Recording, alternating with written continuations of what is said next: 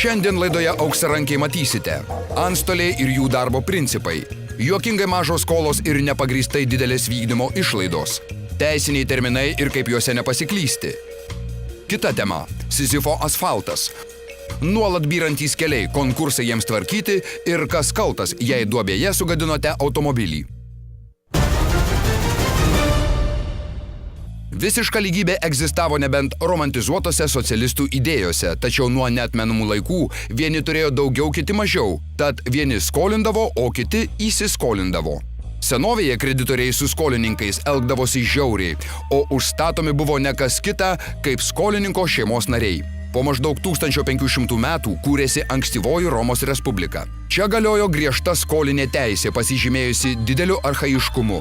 Remiantis 12 lentelių įstatymais, kreditorius turėdavo teisę savo skolininką, galbūt bendruomenės narį, visam laikui parduoti į svetimą šalį.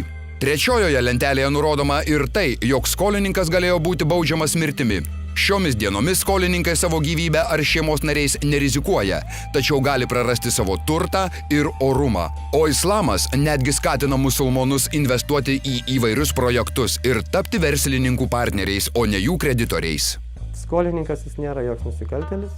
Visi mes šiandieną galim būti turtingi, kaip rodo praktika, rytoj galim būti susibankrutavę ir galim būti neturtingi ir skolų šleifas, o po metų, žiūrėkit, ir vėl būsite turtingi. Tai kaip dabar bus? Tai tie, kurie ant jūsų, reiškia, sakė, kad jūs esate skolingas ir blogas visiems žmonėms, po metų sakys, koks jūs geras žmogus, nes jūs vėl turite pinigų?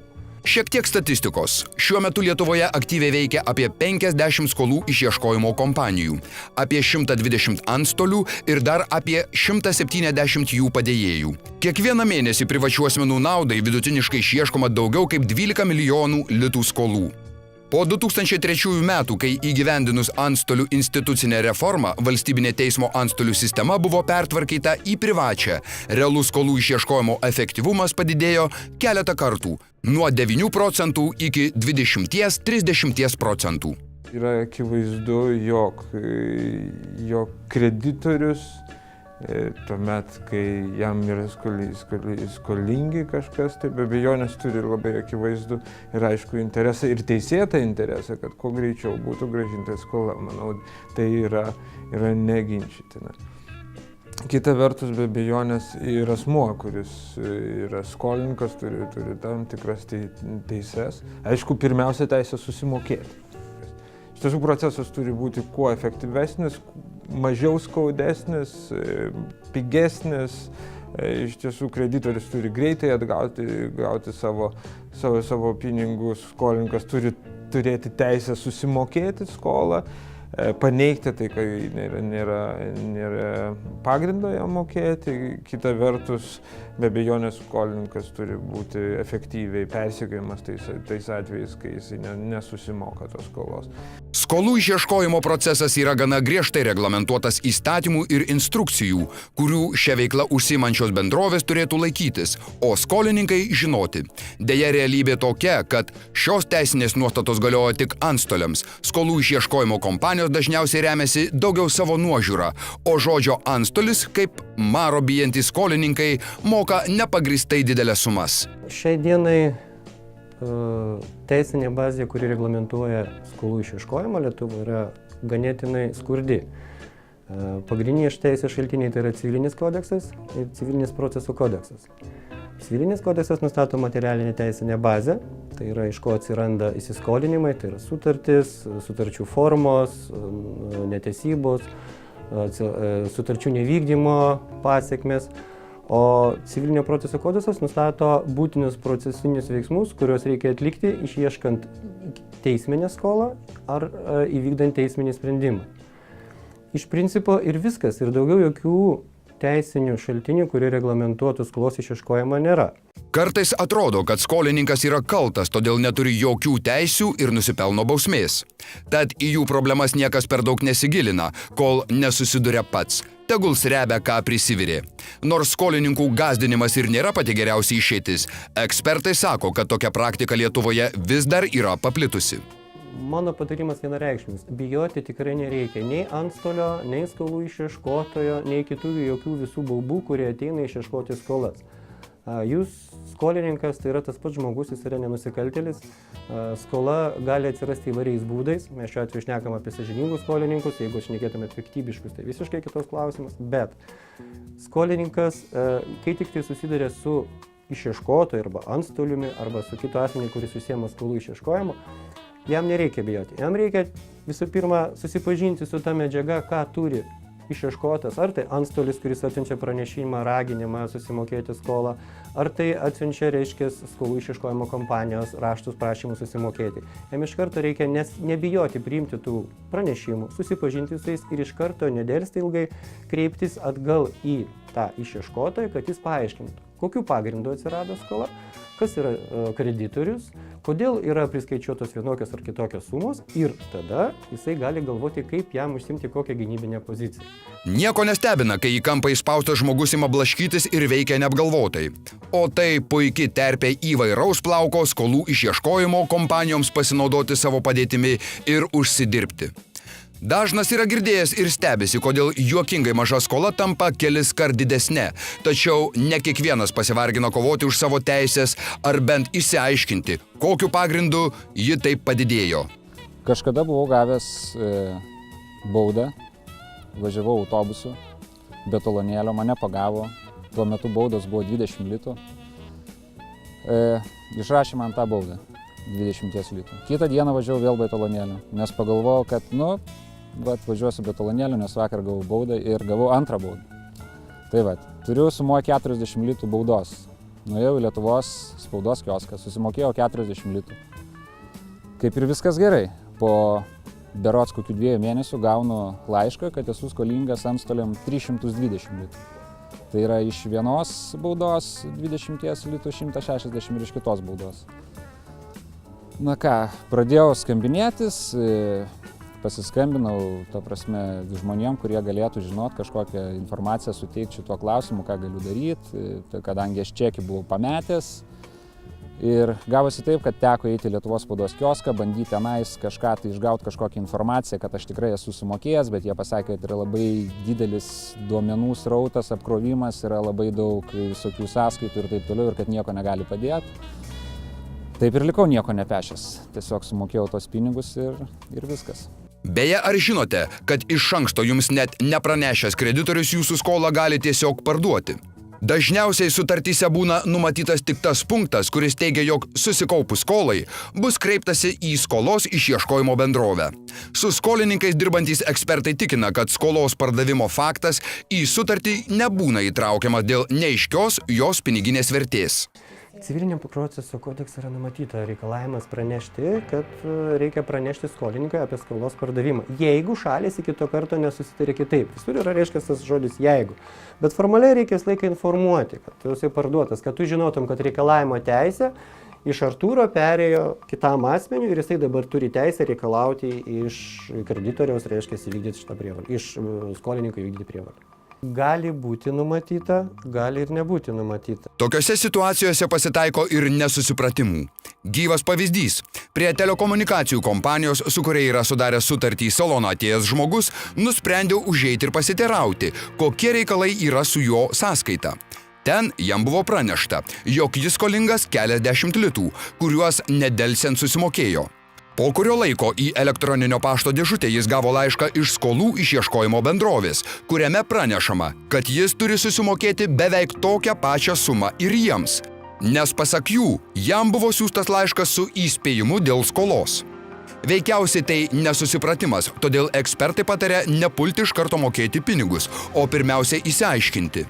Jų nuomonė, jei skola buvo perleista kitiems, skolininkas turėjo būti apie tai įspėtas. Tokiu atveju atėjęs į saloną buvo klaidingai informuotas, nes tuo metu tikriausiai buvo skolingas jau ne telekomunikacijų bendroviai, o tik skolų išieškojimo įmoniai. Teisę visą perėmė jau skolų išieškojimo kompanija, kuri, reiškia, nusipirko visą šitą teisę. Toliau gaunasi taip, kad žmogus sumokėjo ir natūralu, kad skolų išieškojimo kompanija nieko ten negavo arba gavo vėliau. Kadangi jie perėmė skolą, tai jie siunčia pranešimą, kad susimokėti. Jeigu žmogus šito pranešimo negavo, vėlgi jisai gali ginčyti, ar tikrai tas pranešimas buvo siųstas ir koks bus įrodymas, kad jisai buvo siųstas. Kad tikrai buvo jam siųstas. Jeigu žmogus susimokėjo ir tikrai ras dokumentą tokį, kad jis anksčiau susimokėjo, negu tas raštas buvo išsiųstas arba galimai turėjo būti gautas, aš manau, kad jam nieko nereikia mokėti ir bet kuriam teisme jisai turėtų laimėti tokią bylą prieš skolų išieškojimo kompaniją. Netrukus laidoje Auksarankiai tęsime šią temą.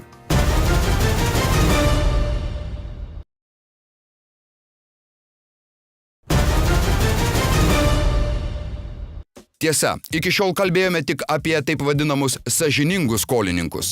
Nepaslaptis egzistuoja ir tokie, kurie specialiai vengia padengti savo skolas arba mokėdami menkas įmokas, jie lyg ir nėra nemokūs, tačiau realiai ir nevykdo savo įsipareigojimų.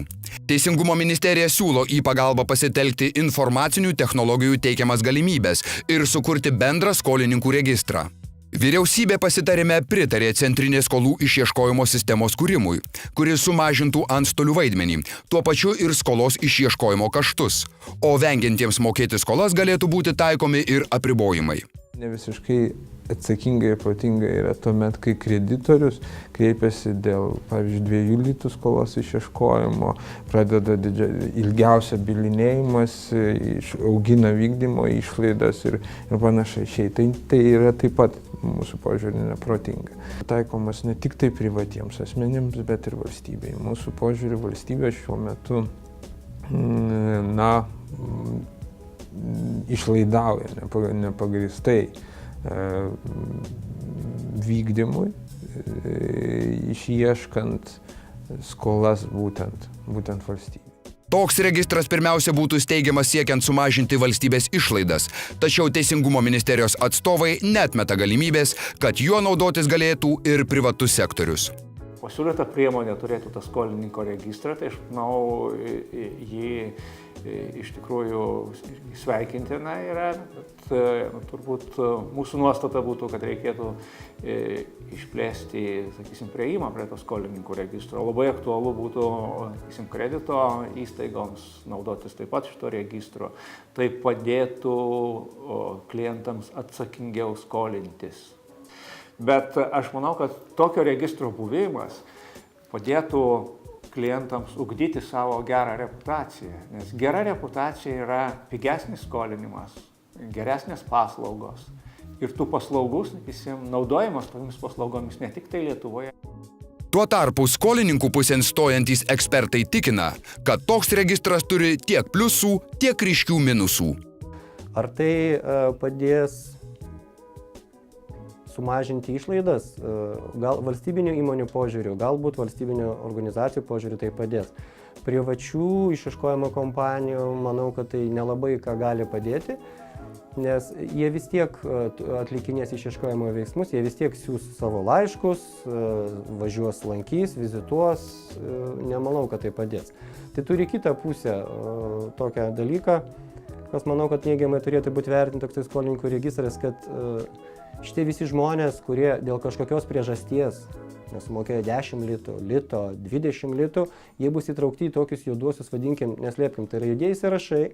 Pagal tuos sąrašus, bet kurios kompanijos, kurias norės gauti ar kreditą kokį nors, ar pasinaudoti leasingo paslaugą, ar vartojimo paskolą, jiems jie nieko neduos, jie bus įtraukti į juoduosius sąrašus. Pavasaris yra stebuklingas metas. Vis dažniau pasirodo saulė, tirpsta sniegas ir kaip gamtos ciklo dalis pablogėja kelių būklė. Išlenda naujo asfalto dangų brokas. Susiraušlėja šaligatvių trinkelės, atsiveria įvairios smegduobės. Stebint visus šiuos kasmetinius reiškinius, taip pat iškyla kasmetinis klausimas. Ką veikia mūsų sumokėti akcizai ir kiti mokesčiai renkami kelių remontui ir priežiūrai? Pavasaris keliuose pasireiškia pavojinga slalomo rūšimi, kai dažnas vairuotojas gatvėje bando išvengti duobių.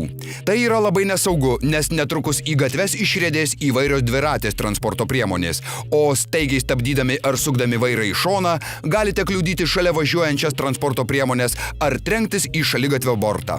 Kaltinti vairuotojus dėl tokio elgesio būtų neteisinga, nes žmonės daro viską, ką gali saugodami savo turtą. Kasmet susidaro ir nemaži slalomo aukų sąrašai. Tai atvejai, kai įvažiavus į duobę sugadinamas automobilis. Pagal pereitų metų statistiką daugiausiai tokio pobūdžio žalų turėjome Kauno mieste. Toliau tai yra Vilnius, Klaipėda, Be abejo, tai didieji miestai, kuriuose didžiausias transportų srautas ir gatvės, pagrindinės gatvės, jos dažniausiai pavasariop būna duobėtos. Atsitikus tokiam įvykiui, rekomenduojame visada susisiekti su policija ir įvykį užregistruoti eismo priežiūros tarnyboje. Tai yra naudinga dėl kelių aspektų. Vienas iš jų yra, kad atvykę pareigūnai galės pažymėti duobę ir taip bus išvengta kitų eismo įvykio dalyvių, reiškia, sugadinimo automobilių. Pareigūnai nustatys tikslę vietą, nustatys, kas yra atsakingas už šito kelio ruožą ir žalos administravimas bus žymiai paprastesnis. Tuo pačiu, pagal draudimo sąlygas, kiekviena draudimo sutartis turi išskaitą. Jeigu bus policija pakviesta po įvykio, išskaitos draudikas netaikys. Tai yra, draudėjui nekainuos nieko, vadinkim taip, susireguliuoti žalą. Jam pilnai bus kompensuota žala. Vairuotojai neturintys kasko draudimo, bet sugadinę automobilį duobėje dėl prastos kelių būklės kaltina vietinę valdžią ir yra teisūs, nes pirkdami kurą mes sumokame akcizą kelių remontui.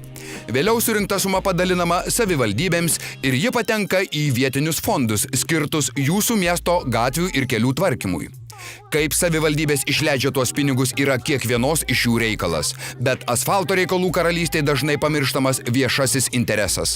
Ar pastaruoju metu esate buvę Druskininkuose? Jei dar ne, mes rekomenduojame atvažiuoti ir pasižiūrėti, kaip atrodo miestas lyderis. Druskininkų kurortas per pastaruosius kelis metus tvirtai atsistojo ant kojų ir užtikrintai didina savo lankytojų ir poilsiautojų srautus, o miesto gyventojai didžiuojasi, kad gyvena stiprėjančiame mieste. Pirmas dalykas, kurį pastebėjote vos nuvykę į Druskininkus – dauguma gatvių čia yra nepriekaištingos būklės. Lopimas tai yra toks eilinis remontėlis, netgi ne remontas galėčiau pasakyti, kuris gali trukti savaitėm, mėnesiais, metus praktiškai tos duobės, jeigu užlopomos, tai šalia jų atsiranda kitos, kadangi vis tiek lieka tam tikri plyšiai. Mes žinome, kiek pas mus per žiemą kartų užšąla, atšyla, nes tai yra, pavyzdžiui, žymiai mažiau gatviai kenktų, jeigu užšaltų rudenį ir pavasarį vieną kartą atleistų. Tai mūsų šitas projektas duobių lopimo neapėmė nei 1 kvadratinio metro, tai yra kapitaliai gatvių remontai su pilnai naujom dangom, su pilnai naujais šaligatviais ir visa kita infrastruktūra, kuri įeina į sampratą gatvę ir takai. Į viską stengiamės žiūrėti ūkiškai. Jeigu kalbėti, pavyzdžiui, vyksta gatvių renovacija. Buvusios dangos, kaip sakykime, plytelės, trinkelės, jos yra susidėvėję, bet ne visos. Pas mus nėra taip, kad rangovas tai išlupo, išvežė į sąvartyną ir to užsibaigė viskas. Mes turime tam tikrą teritoriją, kur yra suvežamos tos medžiagos, jos ten yra rūšiuojamos, blogos eina į malimą, smulkinimą, kur po to naudojama vėl ypatingai kaimiškose vietovėse, kur reikia pažvyruoti, kur reikia paskalduoti, sakykime, turime savo, dabar turbūt baigiama paruošti virš 100 000 tonų tokios skaldos, kuri bus savivaldybės nuosavybė ir tiesiog kainuos mums tik tai transportas. Ši schema kur kas labiau užtikrino darbų kokybę, nes rangovai suinteresuoti atlikti darbus kokybiškai, nes atlygį gauna dalimis. Visos pusės yra patenkintos. Patenkintos tuo, kad rangovai, kurie dalyvavo konkurse, jie dalyvavo sunkmečio metu, noriu pabrėžti, ir kada darbai tikrai nesimėtė. Tai jiems buvo tai, kad jie gauna užsakymą keliems metams į priekį, kuris siekia keliasdešimt milijonų litų. Principas yra toks, kad rangovas, atlikęs darbus, pavyzdžiui, rekonstravęs gatvę, ją priduoda komisijai. Savivaldybė priima tos darbus, kad jie kokybiški, su visom garantijom, su visais sertifikatais ir taip toliau. Ir tada pasirašo priėmimo aktą, tada bankas apmoka rangovui. Ta prasme, rangovas nelaukia 15 metų lėšų. Jisai lėšas gauna, kada tik tai užbaigia objektą ir priduoda. O savivaldybė bankui jau tada išmoka pinigus iš tų gaunamų kiekvienais metais lėšų, kurias mes dėtume į duobes, o kadangi duobių jau pas mus praktiškai bent jau tose gatvėse nebus keletą ar keliolika metų, mes iš tų pinigų grąžinam bankui. Įdomus faktas, kad iš 60 savivaldybių tik dar viena sugebėjo susitvarkyti savo gatves pagal Druskininkų mero schemą. Tokio lygio apatijai yra paprastas paaiškinimas. Patys blogiausi reikalai yra ten, savivaldybėse, ir nekalbu apie konkrečius dalykus dabar, o ten, kur yra daugumos formuojamos 5 partijos, 6 partijos. Tada gaunasi, nežinau, kokių kailinių ar kaldrų tampimas, nežinia kur. Meras neišspręs klausimo be vicemero, be administracijos direktoriaus, be direktoriaus pavaduotojo, dar patarėjų, kurie kiekvienas iš atskiros partijos. Kiekvienas jaučiasi ypatingai svarbus, nes be jo sugriūna ten kažkas. Ir tada, kada reikia pradėti priiminėti tam tikrus sprendimus, kiekvienas žiūri iš savo politinės, dar kažkokios. Ir susidėlioja tokia virtinė grandinė, kuri tiesiog varžo konkrečių sprendimų priėmimų. Apie tą projektą, apie kurį mes kalbėjome, apie gatvių, mano manimu, tai yra, turėjo kiekviena savivaldybė tokį projektą daryti ir šiandien dienai mes kitaip atrodytum savivaldybėm priklausančius vietinės reikšmės kelius. Aš visiems pasakau, čia nėra paslaptis, taip sugalvojau, taip suskaičiavau, mano specialistai perskaičiavo visi šitą, mes visada tokiais dalykais tarėmės. Mano yra tikslas iškelti idėją, jų reikalas surasti, kaip tą idėją įgyvendinti, kad atitiktų visus teisinius ir ne tik teisinius dalykus. Ir aš daug kam papasakoju. Deja, kiek žinau, tik tai vienas kolega sugebėjo pasinaudoti tą mintim, nes kai kur nebuvo politinio pritarimo. Aš tai sakau, aš nesuprantu, aš tų politinio pritarimo nebuvimo paklausčiau tiesiai akis žiūrėdamas. Tau neįdomu susitvarkyti gatves dvigubai pigiau, tau neįdomu, kad tu sutaupysi savivaldybei pinigų. Kas tau tada įdomu? Ko tu tada eini į vietinę valdžią? Nesvarbu, ne meras, ne vicemeras. Ko tu eini į tarybą tada? Užsiiminėti politiką? Daug kas to užsiima. Mes dar pridursime, kad dažnai duobėtų gatvių priežastys slepiasi viešųjų pirkimų procedūrose. Vadinami atkatai arba, paprastai sakant, meilė iš išskaičiavimo už pinigus yra labai paplitęs reiškinys savivaldybėse. Tai tapo viena iš biurokratų kultūros kolonų. Neįmanoma išspręsti problemos, kai susirinkę jos spręsti, galvoja visai ne apie problemą. Vis pasitaiko atvejų, kai į viešumą išlenda schemos, kai politikai atsilygino savo partijų rėmėjams užsakymais iš savo daugumas turinčių savivaldybių. Tai purvini ir žemo lygio reikaliukai, todėl žinant šio reiškinio paplitimo mastus tampa aišku, kad atliekamų darbų kokybė dažnai nėra prioritetas. Vilniaus Gedimino prospekto rekonstrukcija buvo to pavyzdys. Darbai buvo atliekami ties labai plona riba tarp nusikaltimo ir sąžiningos veiklos. Trinkelės toliau skilinėja, o prokurorai aiškina, kad taip ir turi būti. Gatvių būklė taip pat nėra verta sostinės vardo. Tad kokie yra prioritetai sprendžiant, kurias gatves Vilniuje tvarkyti? Dabar šiuo metu dar tol, kol nėra gaminamas geras, tai yra normalus karštas asfaltas, šiuo metu yra taisoma to vadinamojo šalto asfaltų arba perdirbant seną asfaltą dadedant medžiagų. Turim tokią techniką specialią, tačiau šis taisymo būdas yra visų pirma ganėtinai brangus, visų antra tai yra neilgalaikis. Po tam tikro laiko tos duobės vis tiek atsiveria. Dėl to mes šiuo metu taisome tik tai avarinės duobės, tai yra gilesnės negu 5 cm, ten kur tikrai gali būti pažeista technika, įvykti autoįvykiai. Atšilus orui pradėjus veikti asfalto gamykloms bus jau pradėtas pagrindinis gatvių remonto laikotarpis. Tai bus gatvės taip vadinama frezuojamos, užtaisomos, bus tai vykdoma visose gatvėse, vėlgi, kaip minėjau, pradedant nuo pagrindinių gatvių.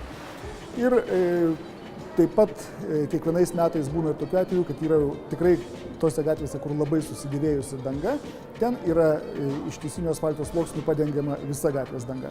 Taip, kad šiais metais irgi tai bus, kol kas dar neaišku, kiek lėšų tam turėsime, kiek skirsime, tačiau manau, kad tikrai, kad po šio darbų sezono tikrai gatvės bus sutvarkytos. Na, o pabaigai linkime būti atidiems vairuojant, o ištikus nelaimiai neprarasti vilties.